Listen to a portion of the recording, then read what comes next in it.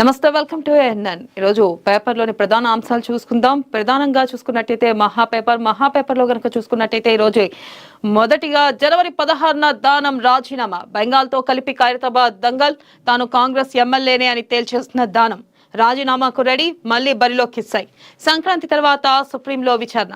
ప్రధానంగా చూసుకున్నట్టయితే దానం నాగేందర్ ఇటు బీఆర్ఎస్ కు రాజీనామా చేసి మరొకసారి బరిలో నిలిచేటట్టు తెలుస్తుంది. అయితే మరొకసారి ఖైరతాబాద్ ఎమ్మెల్యేగా గెలుస్తాను అంటూ కూడా ఆయన ధీమా వ్యక్తం చేస్తున్నారు. నేను చూసుకున్నట్టయితే ఆయన మీడియాతో మాట్లాడుతూ కొన్ని వ్యాఖ్యలు చేయడం జరిగింది. నేను కాంగ్రెస్ ఎమ్మెల్యేనే, అసలు ఏ పార్టీ గెలిచిద్ది, మరొక పార్టీ గెలిచే అవకాశాలు ఉన్నాయా, ఖచ్చితంగా ముఖ్యమంత్రి రేవంత్ రెడ్డి చేసే సంక్షేమ పథకాలే గెలిపిస్తాయి అంటూ కూడా నిన్న ఆయన మీడియా అడిగిన ప్రశ్నల్లో భాగంగా ఆయన సమాధానం చెప్పడం జరిగింది. ప్రధానంగా చూసుకున్నట్టయితే ఖైరతాబాద్ ఎమ్మెల్యే దానం నాగేందర్ జనవరి 16న రాజీనామా చేసే అవకాశాలు ఉన్నాయని ఉన్నత స్థాయి వర్గాల్లో ప్రచారం జరుగుతుంది. ఓవైపు ఫిరాయింపు ఎమ్మెల్యేల అంశంలో అటు సుప్రీంకోర్టు, ఇటు స్పీకర్ విచారణ తీర్పుల నేపథ్యంలో ఎంపీగా కాంగ్రెస్ నుండి పోటీ చేసిన దానం నాగేందర్ తాను కాంగ్రెస్ ఎమ్మెల్యేనే అని బుధవారం స్పష్టత ఇచ్చారు. అయితే ప్రధానంగా చూసుకోవచ్చు, జనవరి 16న తర్వాత దానం రాజీనామా ఉండే అవకాశం ఉంది.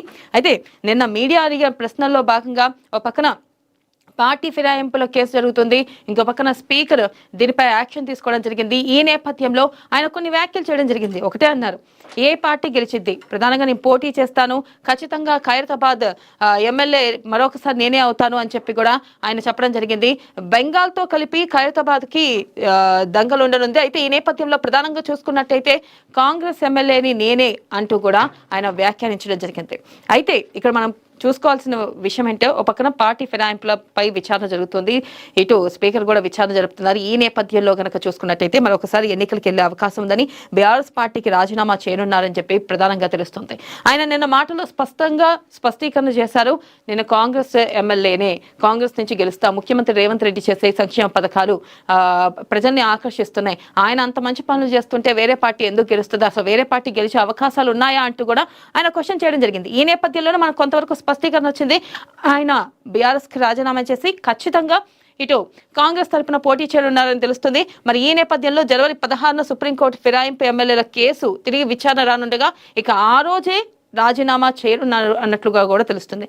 ఒకవేళ కనుక అంటే సుప్రీంకోర్టు 16న, ఫిరాయింపు ఎమ్మెల్యేలపై సుప్రీంకోర్టులో 16న విచారణ జరుగుతుంది. ఈ నేపథ్యంలోనే ఆయన స్పష్టీకరణ చేయనున్నారు. ఖచ్చితంగా గనక ఆ రోజే రాజీనామా చేయాలనే వ్యూహంతోనే ఇటు ప్రధానంగా దానం ఉన్నట్లుగా తెలుస్తుంది. తర్వాత చూసుకున్నట్టయితే సంక్రాంతి తర్వాతే సుప్రీంలో విచారణ ఉండని నేపథ్యంలోనే దానం ఈ మేరకు వ్యాఖ్యలు చేశారు. మరొక అంశం చూసుకుందాం, బెంగాల్తో దంగల్.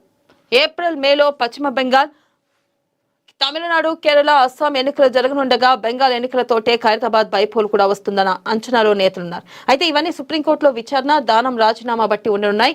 ఇంతకాలం టికెట్ పై స్పష్టత లేక ఆందోళన చెందిన దానం నాగేందర్ కు ఒకవేళ బైపోల్ వస్తే టికెట్ మీకే ఇస్తామని హైకమాండ్ స్పష్టత ఇచ్చినట్లు చెబుతున్నారు. ఒక దశలో విజయారెడ్డి, రోహిన్ రెడ్డి వంటి రకరకాల పేర్లు వినిపించగా వీటన్నిటిని పులి స్టాప్ పెట్టి దానంకు హైకమాండ్ వారం క్రితం స్పష్టమైన హామీనిచ్చింది. అయితే తప్పని పరిస్థితి అయితేనే రాజీనామా చేసే అవకాశం ఉందని తెలుస్తుంది. రాజీనామాకు సిద్ధపడి అస్త్రశస్త్రాలు అన్ని సిద్ధం చేసుకున్నట్లుగా తెలుస్తుంది. ప్రస్తుతం మాత్రం జనవరి 16న సుప్రీంలో విచారణ ఉందని, ఆ రోజు రాజీనామాకు డిసైడ్ అయి సిద్ధంగా ఉన్నట్లుగా తెలుస్తుంది.